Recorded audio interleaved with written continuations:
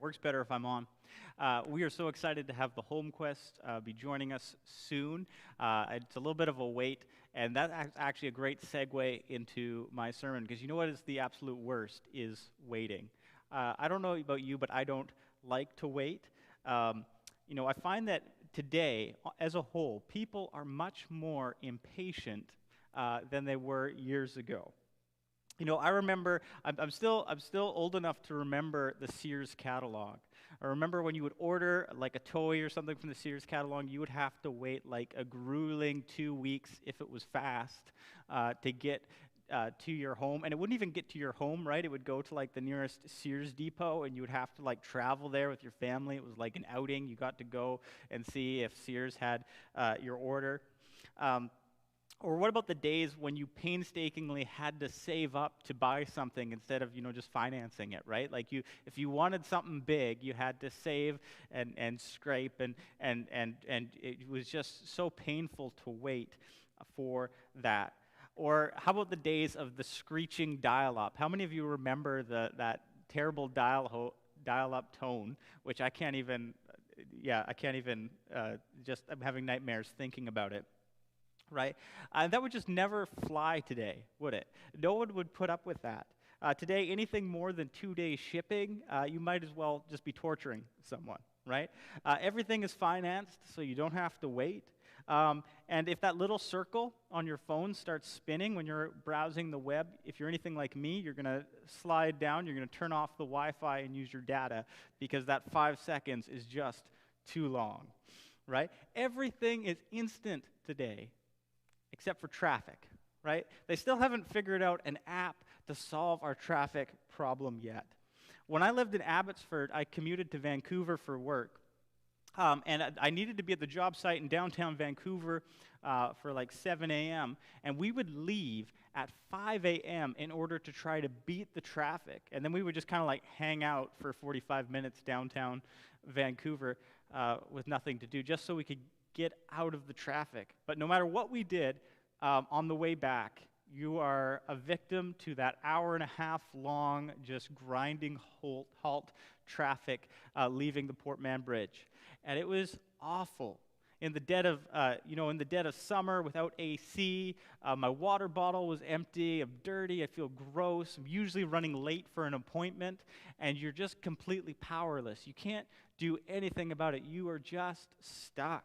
The amount of times that I thought about just opening the car door and walking out and slamming it and throwing the keys over my shoulder and just walking home, right? You can't do anything. You're just stuck there. And maybe it feels like you're stuck in traffic right now in the middle of the summer with no AC. You feel irritable, you're anxious, your soul is parched, and worst of all, you feel completely powerless to do anything about it.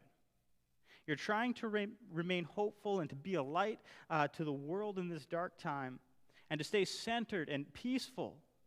But all you want to do is just sleep off the anxieties, sleep off the frustrations, and start again the next day. But the only problem is when you start up the next day, they're still there. They haven't gone away. And it's times like these where sticking to it seems impossible. Sticking to church, sticking to faith, sticking to family, sticking to godliness, just plain all around stick-to-it-ness.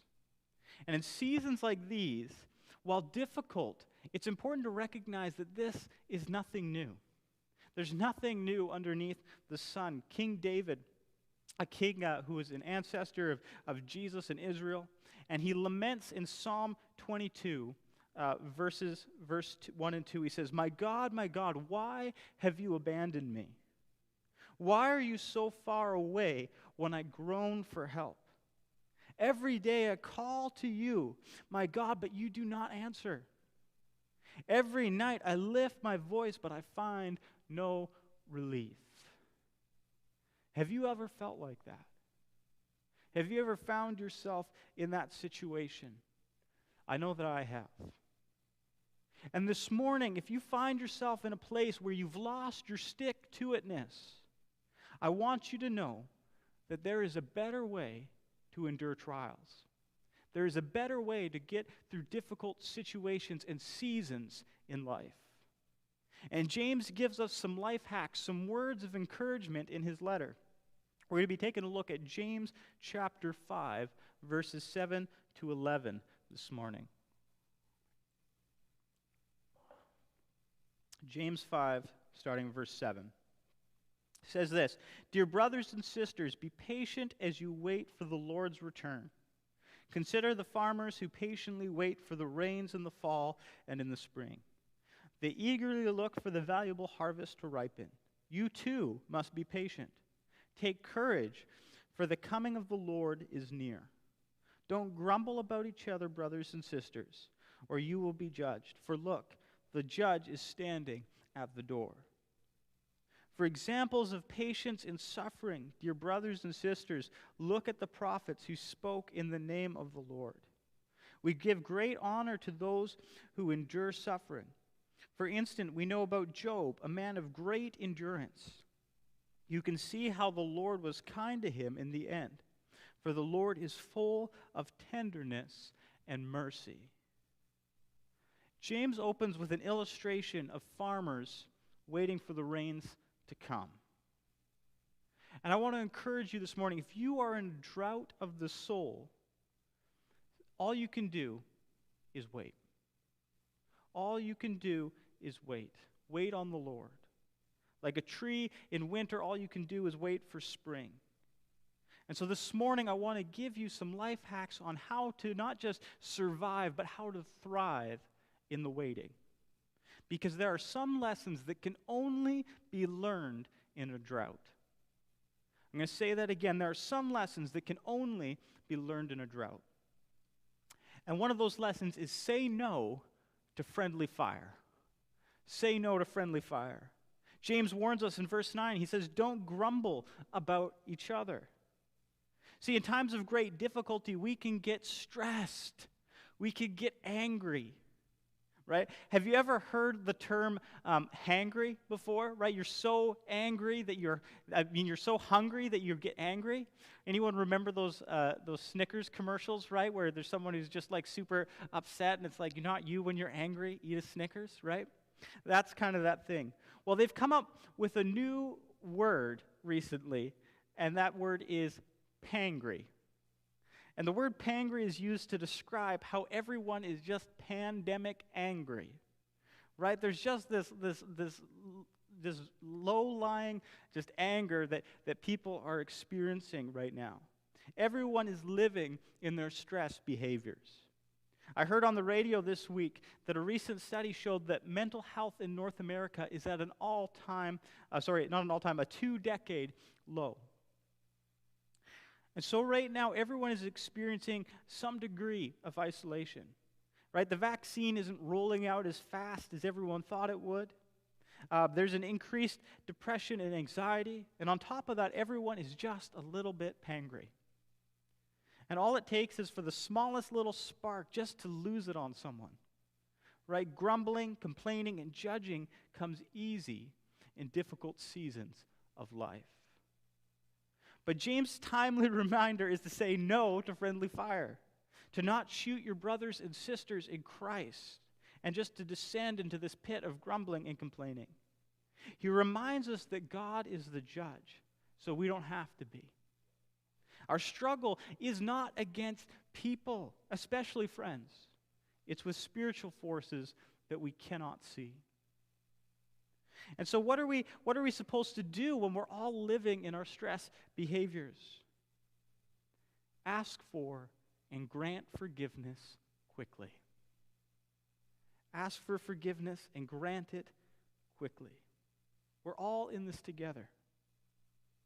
And while we're at it, I want to go on record by saying that if you have felt let down by me, or if you felt let down by the church during this season, I want to set an example by being the first to apologize and to ask for your forgiveness, because we are in this together.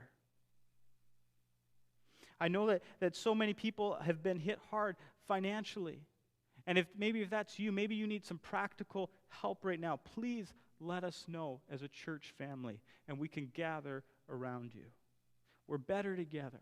and together we will get through this. Say no to friendly fire. Put aside the grumbling and the bitterness and the unforgiveness. Seek and grant forgiveness quickly. And perhaps our greatest witness as Christians, I've said this so many times, perhaps our greatest witness as Christians is not in how we walk in victory, but in how we suffer. Because Christians suffer in community. We don't suffer in isolation. We don't suffer by shooting the friends around us. We suffer together in community, even when we're apart. The second life hack that James gives us is that he's in the waiting. James points to the story of Job as an example of stick-to-it-ness. He says, we give great honor to those who endure under suffering. For instance, you know about Job, a man of great endurance. You can see how the Lord was kind to him at the end, for the Lord is full of tenderness and mercy. I love that. The Lord is full of tenderness and mercy. Now, if you're unfamiliar with the story of Job, I'm going to give you the Cliff's Notes version here. It's a book in the Old Testament where God and the devil make a wager on whether or not a blessed man, Job, will continue to serve the Lord even in unimaginable suffering. And it's a very uncomfortable book to read. It's uncomfortable because it challenges our New Testament understanding of Jesus. And a lot of people have spent a ton of time and effort trying to understand why exactly it was that Job suffered. But there's no answer given in the book. See, because Job is not written to explain why he suffered. It's not written to explain why we suffer. Job is written not to explain why we suffer, but to inform how we suffer. Which is really the important piece, isn't it? See, the question of Job is a question of attitude. Job asks his wife, he says, should we accept only good things from the hand of God and never anything bad? And now to be clear, I don't believe that God gives us bad things. I believe that bad things happen. But in other words, we need to understand that are we so quick to lose faith? Are we so quick to lose heart in difficult circumstances? During a drought of the soul? How quick are we to slam the door and throw away the keys? You know, I'm reminded of how James opened his letter. If you remember way back at the beginning of last January when we started this series, he opens his letters, he says, "Dear brothers and sisters, when troubles of any kind come your way, consider it an opportunity for great joy. For you know that when your faith is tested, your endurance, your stick-to-it-ness has a chance to grow." See, the number one lesson to be learned in a drought is that he is in the waiting. That through the trials, through your questions, through your loneliness, through it all, God is with you. He is in the waiting.